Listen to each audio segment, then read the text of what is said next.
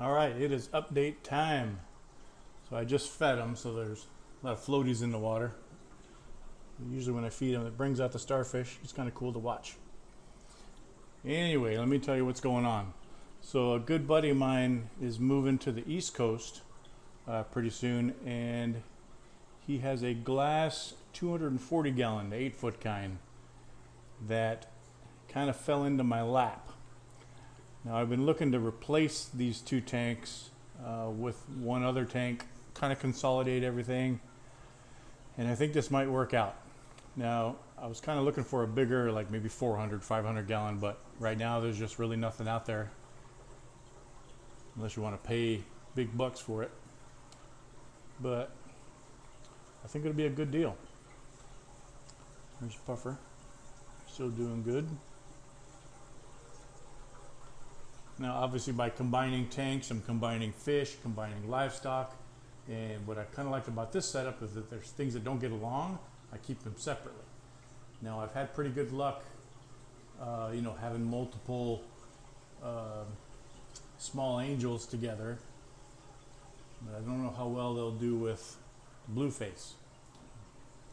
I'm just gonna have to kind of play it as it goes. And luckily I have a lot of local friends here that I can find new homes for them if I need to. So that's the tank situation.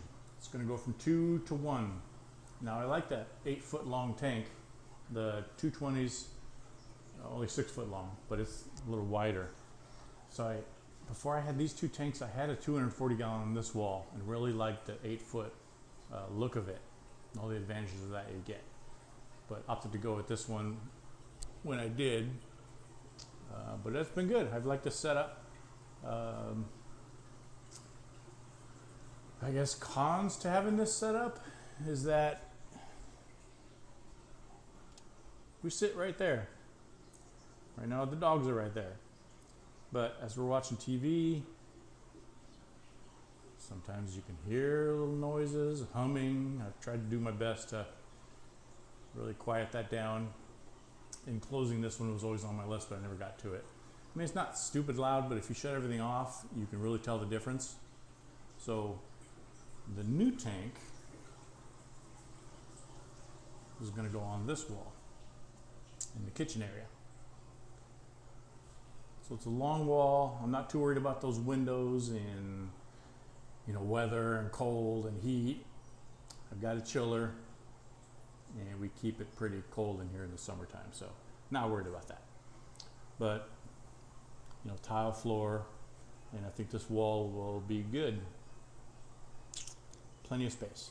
One thing I've always wanted to do, or always envisioned, is drilling a hole through the wall, running pipe down the wall to the garage, which is on the other side of that wall.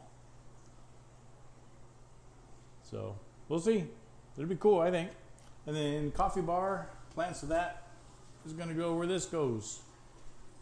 It'll be on that wall. And under this tank, if you've been following along, when I built this whole system and the stand and everything, there's a little half wall underneath here. And I pull it off, but I can't show you right now. There's a half wall that I was debating on demolishing it or just building over it. So I opted to just build over it, so it's still intact under there. So what I'm going to do that is wrap that half wall in something. I'm not sure if it's wood like this or something,